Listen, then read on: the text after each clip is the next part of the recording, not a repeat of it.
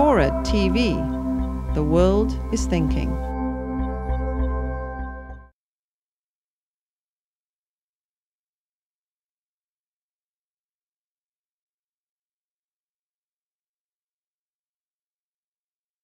It's true. I was a prosecutor for over 20 years, and as Stephen Colbert called me, now I'm an activist former prosecutor, which is a pretty funny description. But I retired in 2004 and finally really had time to look at what was happening in the mainstream press and to watch TV shows, which I'd never watched before, like Hardball and so forth. And as I watched those, I finally understood after the election why the president was even able to be reelected. And it's because the nature of the debate, if you can even call it that, on TV was, I can't even think of a better word than pathetic. And of course I had a lot more time then because I wasn't working, and I spent a lot of time cleaning out my garage, which anybody who's retired probably has already done too. But I got tired of that, and I really started looking into more about the war and the pre-war intelligence. And of course, at that point, I already knew that the president and the vice president and so forth had deceived the people about the war in Iraq. But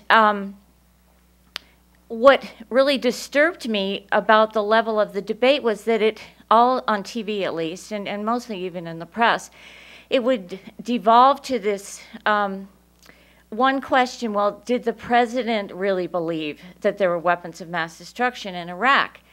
And from my point of view, having prosecuted many, many, many fraud cases and different types of criminal cases, it struck me that that question was simultaneously too narrow and too broad. Because, first of all, it's too narrow because that is not the focus when you think about fraud. The fraud, in almost every single fraud case, whoever it is who's committing the fraud, whether you're talking about people who trick people into buying worm farms, which they actually do, or people who sell bogus life insurance or investments, no matter what it is, it doesn't matter, Krugerrands. It's almost always the case that the person who's doing this fraud deludes him or herself into thinking that the outcome is going to be okay. The final conclusion is valid. And that's so much the case that in every single fraud case, if any of you have been on a jury in a fraud case, you will know this, juries are instructed that the fact that the defendant believes in the ultimate outcome and that'll be okay is irrelevant if the evidence shows that they deceived people along the way in order to get them to agree with them. That is a standard jury instruction in every case. And I go into this in more detail in the book.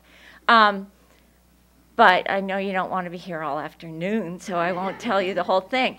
But so that was one point. So it was really much too narrow, and at the same time it's way too broad because it didn't take into account all the facts that we know along the way that show in both big and small ways that the Bush administration defrauded people about the reasons for the reasons they wanted to go to war, about their alleged grounds for war, their decision to go to war when they decided, how long the evidence showed that it was going to last, how much it was going to cost, all these different categories.